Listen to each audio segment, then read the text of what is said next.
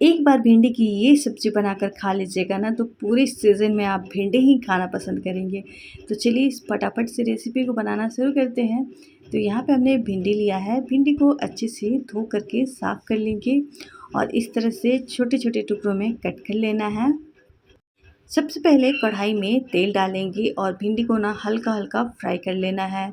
तेल को अच्छे से गरम हो जाने देंगे, फिर भिंडी इसमें डालेंगे और भिंडी को कुछ सेकंड के लिए फ्राई करेंगे। उसके बाद ही इसमें नमक डालेंगे और दोबारा से हमें इसे गोल्डन लेयर आने तक ना फ्राई करना है। तो देख सकते हैं ये जो हमारा भिंडी है ना बहुत अच्छे से फ्राई हो गया है, मतलब कि 50% ये सॉफ्ट हो गया है। अब इसे साइड कर लेंगे, दोबारा से कढ़ाई में तेल डालेंगे। अब इसमें ऊबड़-खाबड़ टाइप से प्याज कट करके डाल देंगे, तीखा के हिसाब से मिर्च लेंगे, तो हमने हरा और लाल दोनों मिर्च लिया है, लहसुन लेंगे, अदरक लेंगे और इसको ना हल्का-हल्का सॉफ्ट होने तक भून लेंगे।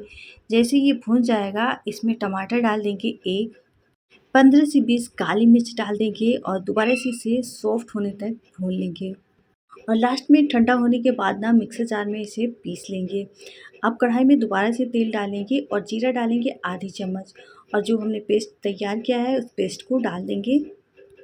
गैस के फ्लेम को लो रखेंगे क्योंकि ये ना बहुत उछलती है और इसको अच्छे से चलाते हुए 1 मिनट तक भून लेंगे।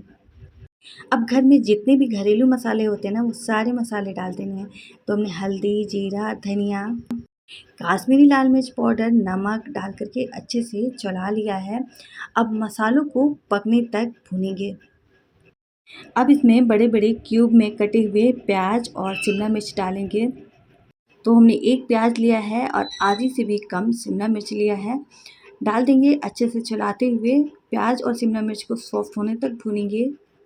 और जब ये अच्छे से फ्राई हो जाएगा ना, मतलब भून जाएगा ना, तो हम इसमें भिंडी को डाल देंगे और भिंडी को डालने के बाद हमें अच्छे से चला लेना है।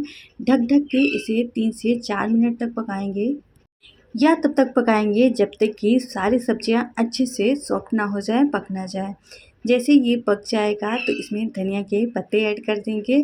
धनिया पत्ते डालना बिल्कुल ऑप्शनल है, अगर आपको पसंद है तो आप डालिए।